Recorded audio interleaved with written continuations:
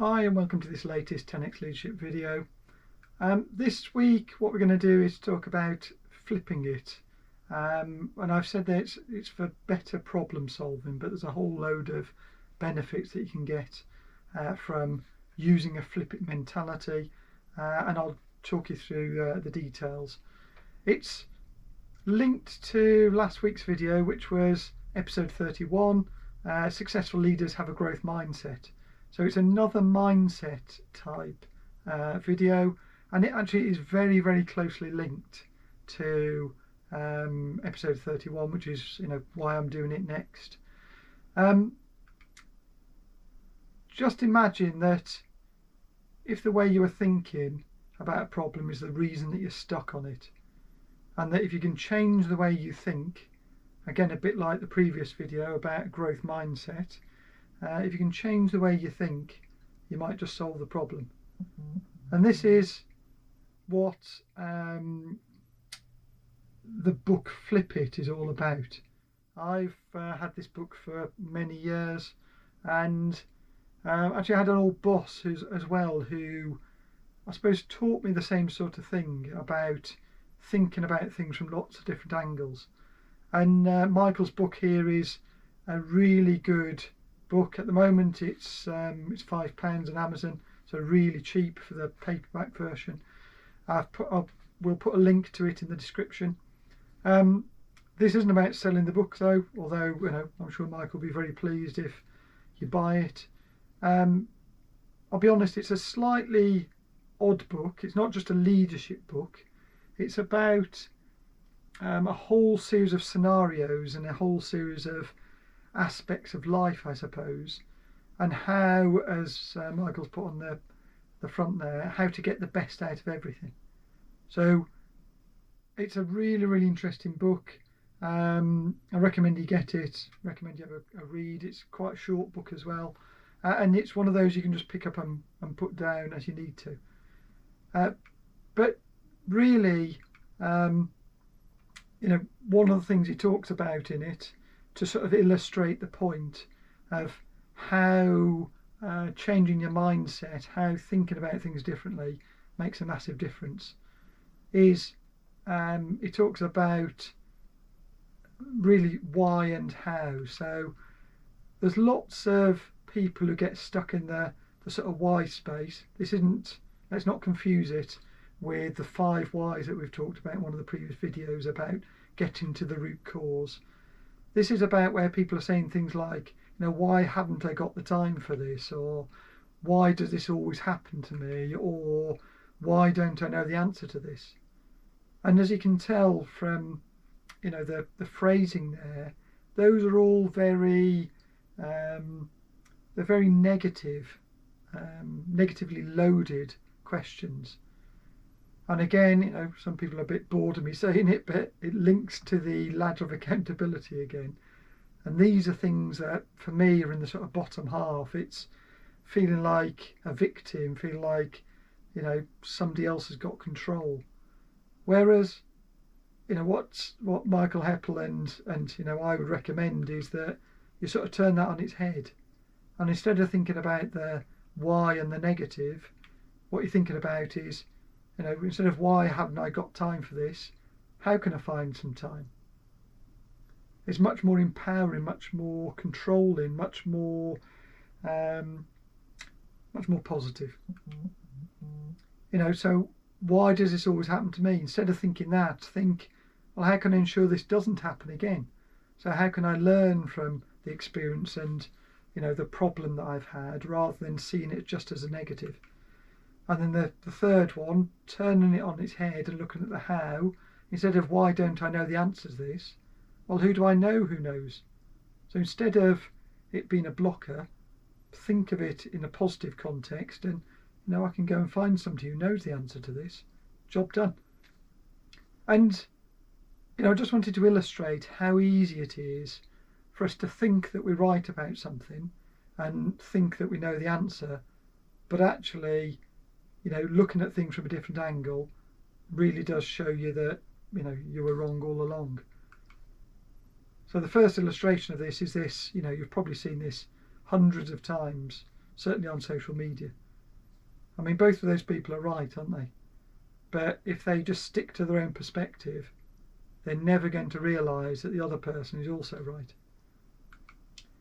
Just looking at it from I'm going to say from a slightly different perspective. Don't judge me for my very poor pun there. It wasn't intentional.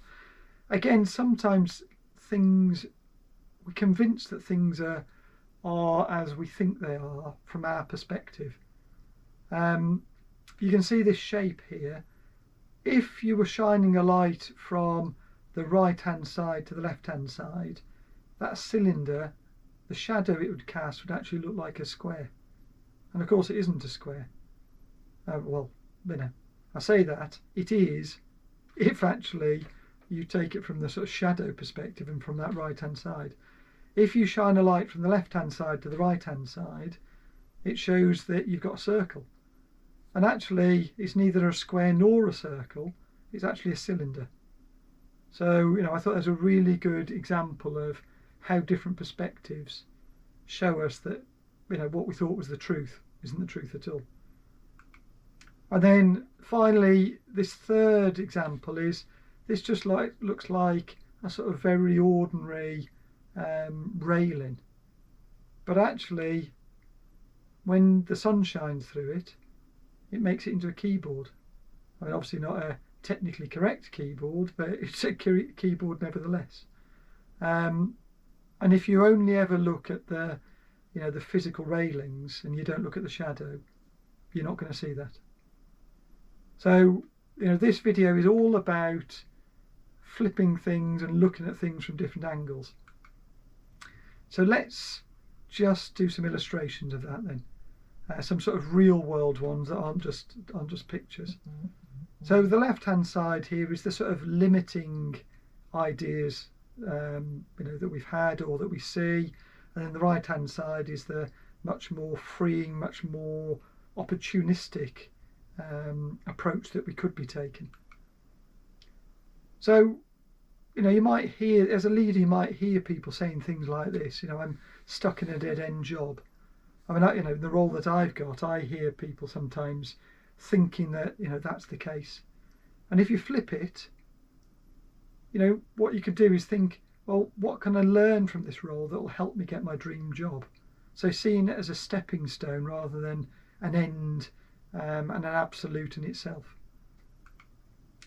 And again, I hear this quite a lot, especially, you know, where if you're in a company where resourcing's tight for some reason, you know, everyone wants to get on, everyone wants to feel like they're making progress. And, you know, quite often people say, you know, there aren't any promotion opportunities and I'm frustrated. That's a very negative way of looking at things. I mean, it is valid, but if you flip it, what the person could be doing is thinking, well, how can I make the best of this opportunity so that I'm completely ready when a promotion comes up? So instead of thinking, you know, and wishing and blaming other people for the fact that there are no promotions at the moment, take the time whilst, you know, there aren't any promotions to get yourself completely ready for the opportunity when a promotion comes up. And you're in a much better place then to be able to land that promotion in the future. So you turn it from a negative into a positive.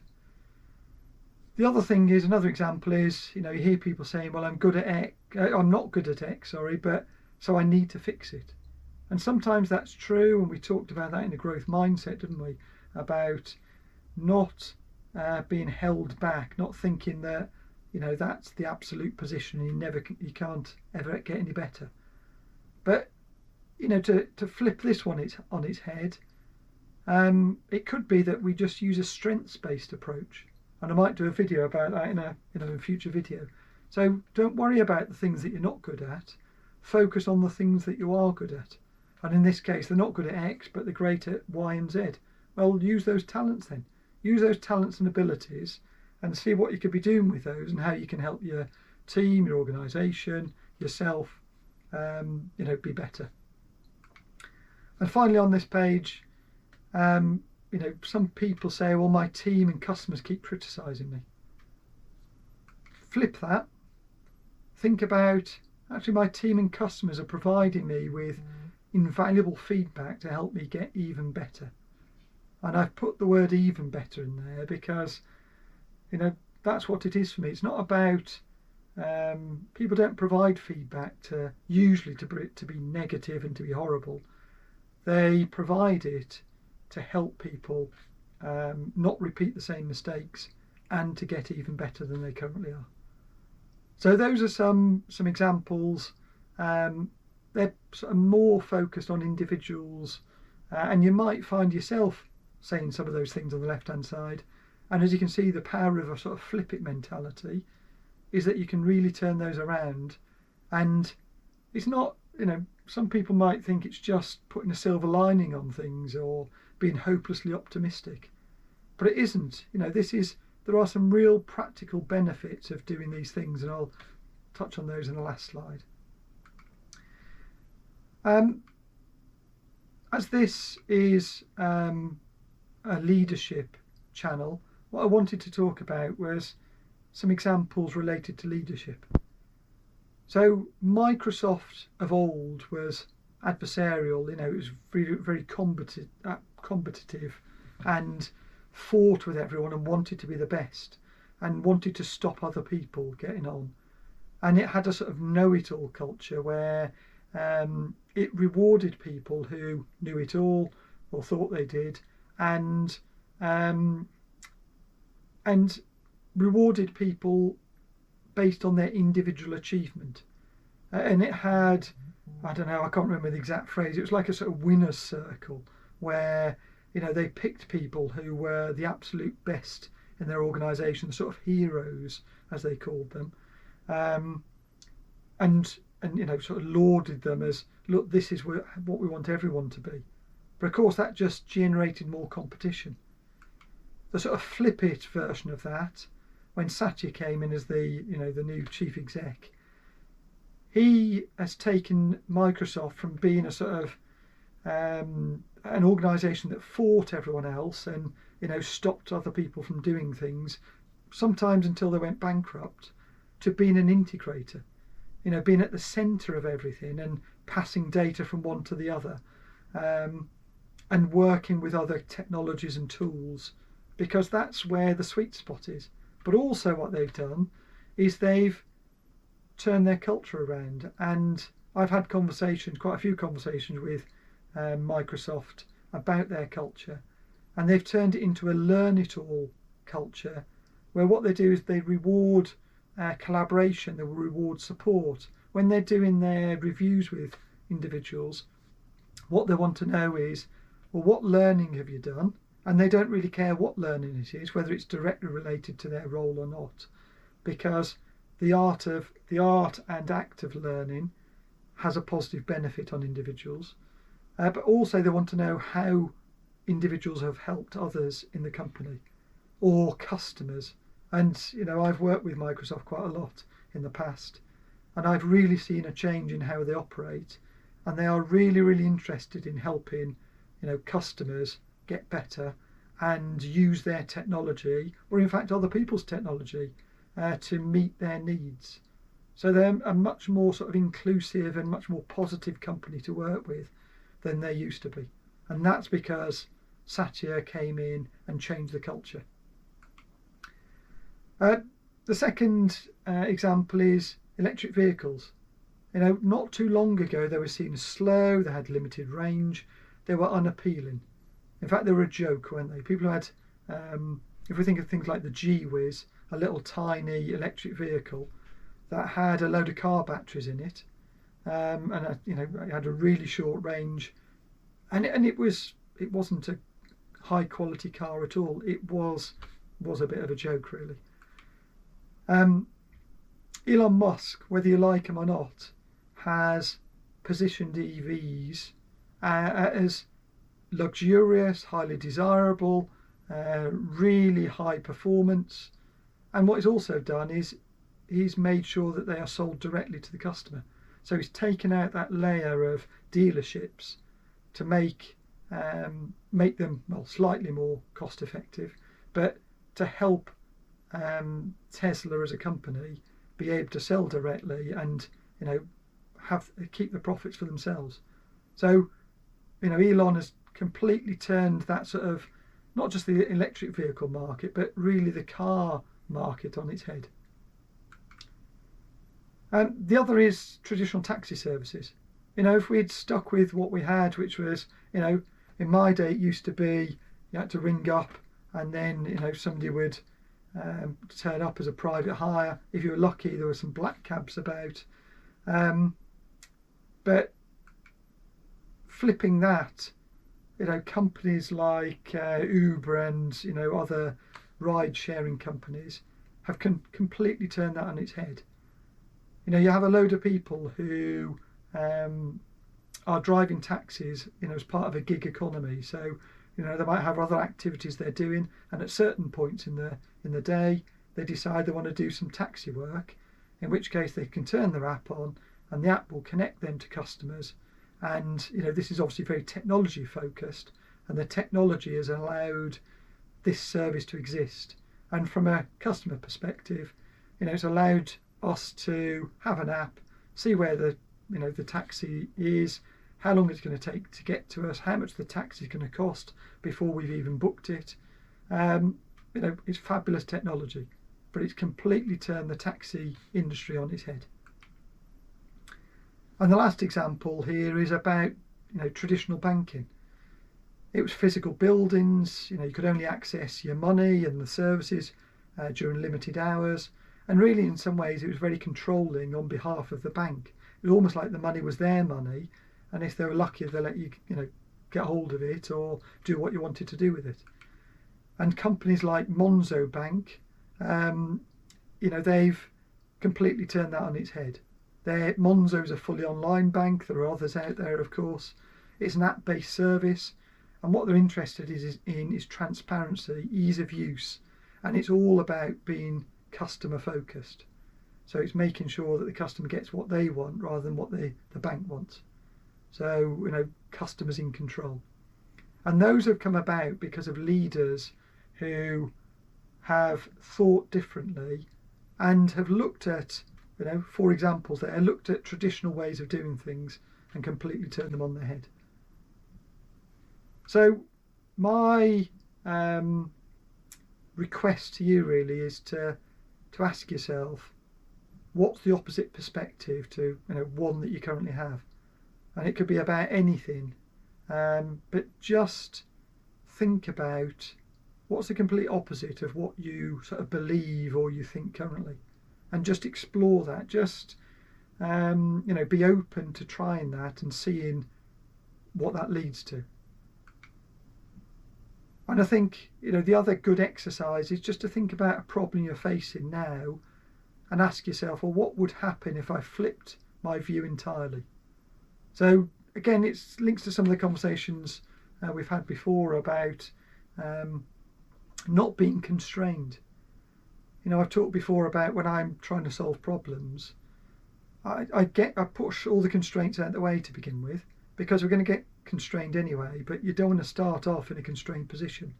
Flipping things on their head, as I've suggested here, frees you up just to think about, well, what is the right solution? And if you do that on a daily basis, just start off small, just start thinking about some problems that you've got. And if you keep doing that and you keep doing it, before you know it, this sort of flip it mentality will just be completely embedded and you won't even know you're doing it. But what will happen is that mentality will give you a load of benefits. And that's just what I want to finish on here. It will encourage innovation and creativity. As you can imagine, if you're not constrained, if you're think back to those sort of leadership and business examples, if you flip them completely on their head and you think, well, what would happen if I, like in the banking example, if I didn't have a physical building? I've said in my organisation, what would we look like if we were completely digital? We probably wouldn't have a physical office. We would do things differently. We would be online. Customers would have access to more data than they currently got. It just gets you thinking about a load of things you wouldn't have thought of before because you're looking at it from a different perspective. And that, of course, encourages innovation and creativity. It also fosters understanding and collaboration. So again, this links back to the previous video about a fixed mindset. If you've got a fixed mindset, you're only going to look at things from one way. And if you think about that picture with the 6 and the 9, if you're rigid about what you believe the right answer is, you're never going to have understanding collaboration with others, are you? Because you're just railroaded and blinkered into thinking your way and nobody else's way is right. Whereas if you think more openly, you're going to get loads of people who want to collaborate with you and throw in their ideas, and before you know it, you've got a whole load of options that you wouldn't have had previously. And because of that, that unlocks new opportunities for growth. So again, think about some of the examples I've provided there. A bank, that would take, if you had to have a load of physical locations and you wanted customers all around the UK, for example, that would cost you a lot of money. And I'm not suggesting that setting up a digital bank is cheap, but it's certainly cheaper than setting up a bank and all the infrastructure and all the buildings.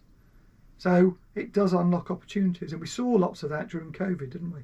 Some companies just saw it as a real problem. Some companies saw it as an opportunity, especially food type companies. Around here there were loads of companies that set up that were just basically a kitchen, and they used online delivery services to get that food to you, and all they had to worry about was creating the food, and Just Eat and other services provided the marketplace to be able to sell their wares. So opportunities that wouldn't have existed previously. It builds resilience and positivity. As I said in the previous video, where you think there are solutions to things, you're going to be much more resilient. You're just thinking, I haven't found the solution yet. You're not thinking there isn't a solution. And because of that, you're much more positive, because you're not, there are opportunities still that you can exploit. It improves decision making, and of course it would, wouldn't it? If you can look at things from a variety of angles and come up with far more options to solve a problem, you're going to have a load more options to pick from, and therefore they're much more likely to be better options and better decisions. And finally, there are lots of other benefits, but the sort of key benefits is it demonstrates empathy and inclusion. So again, if you think about if you're being rigid and fixed and you're just going, well, look, there's only one way of thinking and doing this, you aren't going to encourage others to want to come and work with you and be inclusive, because they're thinking it's not inclusive. I have to think like that, otherwise it's not going to work. And from an empathy perspective, you can't have empathy unless you look at things from other people's perspective, and that's exactly what this does.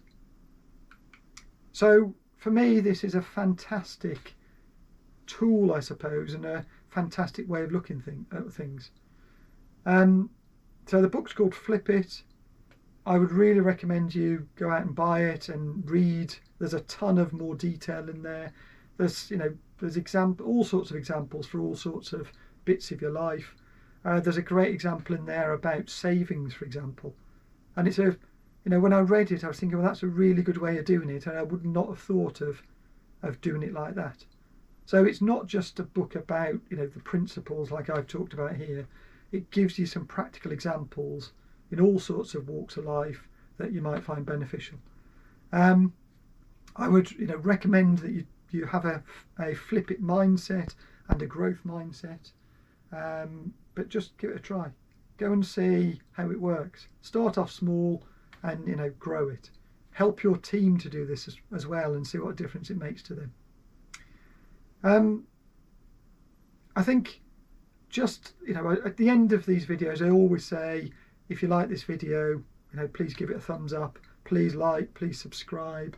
If you don't like it, tell me why. Just flip your mindset for a minute. Every week I sit here, it takes hours to create the content and research it, and then to record it and edit it. And you know, all I'm after from you is just to do one of those things. Just think of it from my perspective for a minute, the encouragement that I will get if I can see that lots of people like these videos and getting something from it. I'm much more likely to continue with them and cover the other topics that I've got. And as I've seen in some of the other videos I've been watching recently, you know, it costs you nothing. So if you wouldn't mind, just, you know, please click, please like, please subscribe. That would be fantastic. And I look forward to seeing you in the next video. Thank you very much.